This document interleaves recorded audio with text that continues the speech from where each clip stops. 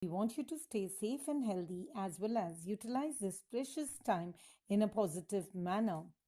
For literature in English, we are going to begin with a very interesting poem written by Rabindranath Tagore, Where the Mind is Without Fear. He had written this poem first in Bengali, which was published in 1910, and later it was translated into English. This poem consists of 11 lines in total and are not divided into stanzas. Now I'm going to read out the poem for you. Where the mind is without fear.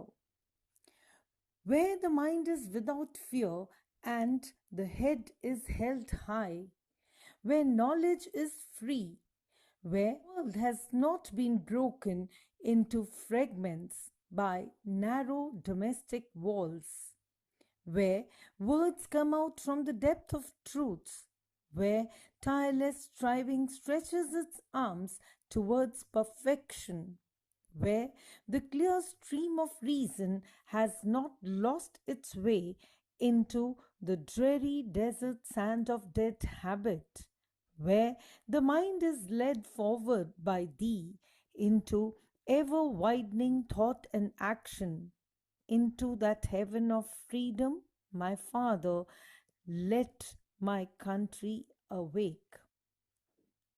Dear students, this poem, Where the Mind is Without Fear, is set in the India of the poet's dreams. This is the India that he hopes will be created after its independence from the British rule. However, the converse of everything that the poet envisions is occurring in India in reality. So, students, you are requested to utilize your old notebooks to note down the explanation of each line of the poem as well as write down the tasks that would later be assigned to you. Now, I am going to take up the first 4 lines. In these lines, the poet Rabindranath Tagore starts to imagine what he would want his country to be like. He therefore starts the poem with the title and says that his country should step into an independent India by holding their head high with faith and confidence in themselves, where the mind is without fear and the head is held high, where knowledge is free. As he wants his countrymen to step into an independent India fearlessly by holding their head high, he also says that all citizens will have access to learning in various educational institutions to gain knowledge. He wants his countrymen to have access to education, irrespective of the caste, color, or creed. Where the world has not been broken up into fragments by narrow domestic walls, this is a message that the poet conveys not only to his countrymen but to the people all over the world, that they must remain united and not divide their country into small parts.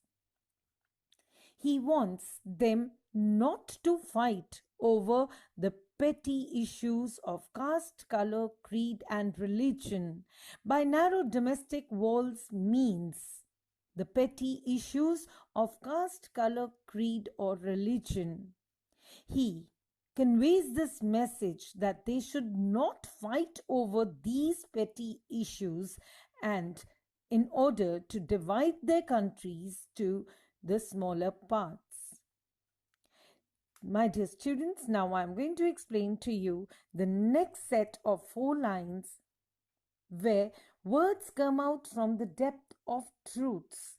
In this line, the poet has a thought for his India of his dreams, where everyone should speak truths and everyone should continue to work tirelessly, where tireless striving stretches its arms towards perfection. He says that not only should the countrymen speak the truth, but also they must continue to work tirelessly so as to improve themselves till they achieve perfection, where the clear stream of reason has not lost its way. In this line, the poet says that the countrymen should continue to have logical reasoning which should not be lost into the dreary desert sand of dead habit. The dreary desert sand of dead habit means the orthodox and superstitious beliefs of the past. So he wants his countrymen to have logical reasoning which should not be lost into the superstitious and orthodox beliefs of the past, so that the country can continue to progress on the path of prosperity. Now I will continue with the last set of 3 lines, where the mind is led forward by thee into ever widening thought and action. Into that heaven of freedom, my Father led my country away.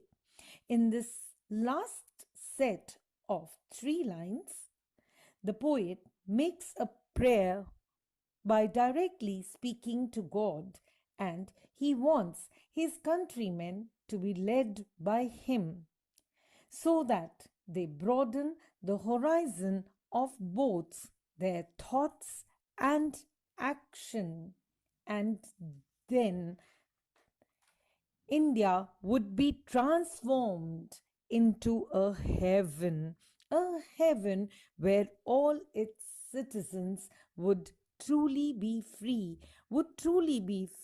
not only from the British rule, but from all the superstitious beliefs of the caste color creed, over which they should not be fighting ever in the coming years.